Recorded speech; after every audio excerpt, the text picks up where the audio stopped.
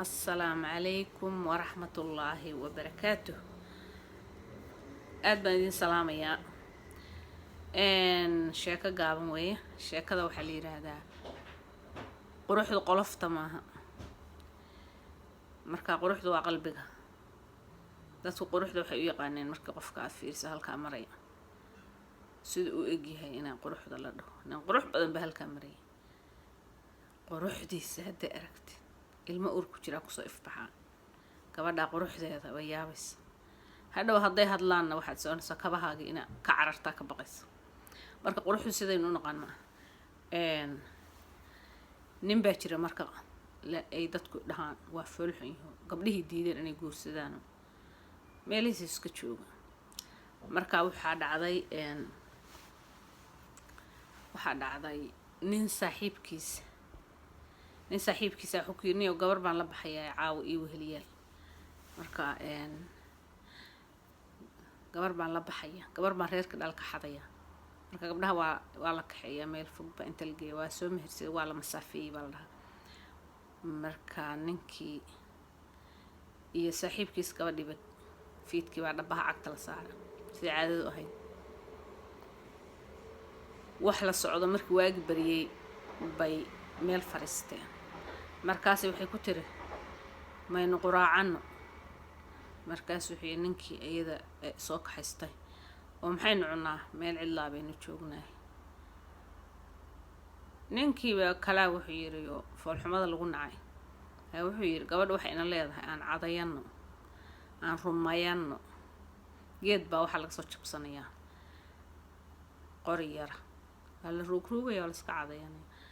koolgad baa dhammaaday iyo burushkii baa iga dhumay iyo xas ma jirto shida yari.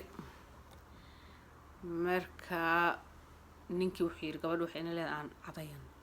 waa la cadayday waa la socdo xoogaa qoraxdii baa kululaatay. geed baa la fadhiistay hooskiisa. marka xoogaa ay fadhiyeen baxay tiri maynu nasanno. markaas wuxuu yiri ninkii wata oo soo inaga fadhina oo nasanayna. qurux u booy baa soo booday wuxuu yiri gabadh waxay leedahay kabaha aan iska bixino sa in u dareeno dad nastayo kifaaxay hadhow kabahooda inta iska gashadaan iska socdo. waa la socda cabbaanka la socday waxay tiri reer baan arkaa, reer baa ii muuqda. cabbaar markii la socday waxay tiri reer baa ii muuqda. markaasuu yiri ninkii soo kaxaysta anoo kaa dheer bareer uma jeeday xaggee reerka ku aragtaa. qurux ubay baa soo booday wuxuu yiri gabadh waxay ku tiri halkaas haad baa degaya. haadka waxaa la dhahaa waxa duula marka tukaha iyo gorgorka iyo baqalyada iyo bahalahaas duulduulo weligood wax meel hadda artay meel kaa fog oo baadiye aad u jooga hadda artay shimbiro geed fulfulid bahalahaas duulaya oo inta hadba kaca hadba geed kale ku dagaya reera ka agdhow. reerahaas waxay ka quudareynayaan waxay cunaan iyo waxbay dadkii intaas ka agdhoway. markaas wuxuu yiri ninkii gabadha u taagay kale haad baa degayay ku tiri gabadha meesha haadku ku degana dad baa degan waa soo dhawaana. waa la soo kacay waxaa loo yimid sheekhi gabadha meherin lahaa.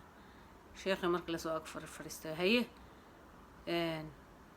yaa gabadha soo ninka isa soo mutaxay say tiri lama socon. yaa la socotay say tiri qurux ubay oo waa raquustay halka iska fadhiyo meherka markhaati rabay inuu ka noqdo. waxay tiri ninkaana la socday kii yaa soo kaxaysta waa yaaba. marka sheekadu waa dheerta xoogaa bay kusii dartay gabadhii laakiin muhiimaddu waxa weeyaan quruxdu maaha sidaynu inagu u naqaan. hadday quruxu wax tarayso dadkan reer galbeedka indhaha baluuga leh oo timaha bolonda leh oo ilaahay u sameeyey waxaas intay ka faa'iideysan waayeen kuwaasaa qurux weeye la dhihi lahaa.